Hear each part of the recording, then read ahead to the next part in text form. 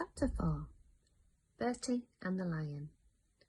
One morning, a week or so later, Bertie was woken by a chorus of urgent neighing. He jumped out of his bed and ran to the window. A herd of zebras was scattering away from the waterhole, chased by a couple of hyenas. Then he saw more hyenas, 3 of them standing stock still, noses pointing, eyes fixed on the waterhole. It was only now that Bertie saw the lion cub, but this one wasn't white at all. He was covered in mud, with his back to the waterhole, and he was waving a pathetic paw at the hyenas, who were beginning to circle. The lion cub had nowhere to run to, and the hyenas were sidling ever closer. Bertie was downstairs in a flash, leaping off the veranda and racing barefoot across the compound, shouting at the top of his voice. He threw open the gate and charged down the hill towards the waterhole, yelling and screaming and waving his arms like a wild thing. Startled at this sudden intrusion, the hyenas turned tail and ran, but not far.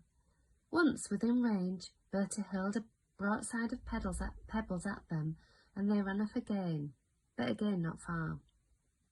Then he was at the waterhole, and between the lion cub and the hyenas, shouting at them to go away. They didn't. They stood and watched, uncertain for a while. Then they began to circle again, closer, closer. That was when the shot ran out. The hyenas bolted into the long grass and were gone. When Bertie turned round, he saw his mother in her nightgown, rifle in hand, running towards him down the hill.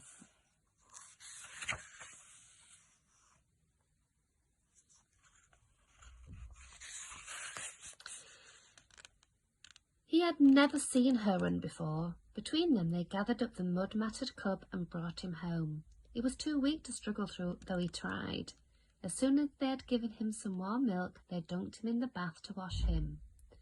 As the first of the mud came off, Bertie saw he was white underneath. "You see," he cried triumphantly. "He is white. He is. I told you, didn't I? He's my white lion." His mother still could not bring herself to believe it. 5 baths later, she had to. They sat him down by the stove in a washing basket and fed him again, all the milk he could drink, and he drank the lot. Then he lay down and slept. He was still asleep when Bertie's father got back at lunchtime. They told him how it had all happened. "Please, father, I want to keep him," Bertie said. "And so do I," said his mother. "We both do." And she spoke as Bertie had never heard her speak before, her voice strong, determined. Bertie's father didn't seem to know quite how to reply. He just said, "We'll talk about it later," and then he walked out. They did talk about it later when Bertie was supposed to be in bed. He wasn't, though. He heard them arguing. He was outside the sitting room window, watching, listening. His father was pacing up and down. "He'll grow up, you know," he was saying. "You can't keep a grown lion, you know that. And you know we can't just throw him to the hyenas," replied his mother. "He needs us, and maybe we need him. He'll be someone for Bertie to play with for a while." And then she added sadly, "After all, it's not as if he's going to have any brothers and sisters, is it?" At this, Bertie's father went over to her and kissed her gently on the forehead. It was the only time Bertie had ever seen him kiss her. "All right then," he said. "All right, you can keep your lion." So the white lion cub came to live amongst them in the farmhouse. He slept at the end of Bertie's bed.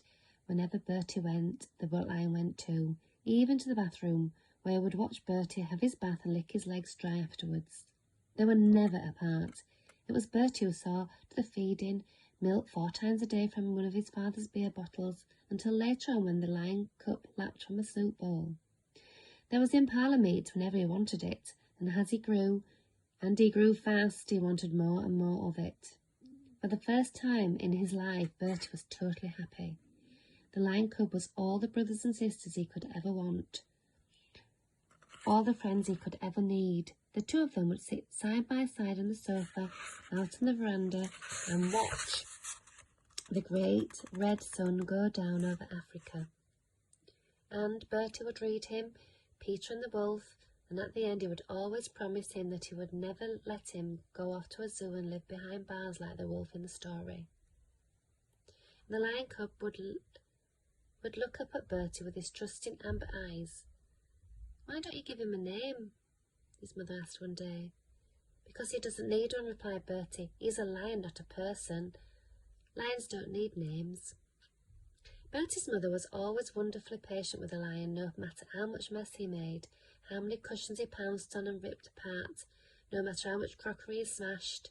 None of it seemed to upset her, and strangely, she was hardly ever ill these days. There was a spring in her step, and her laughter pealed round the house.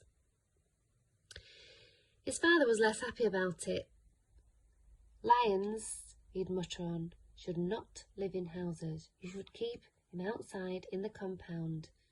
But they never did.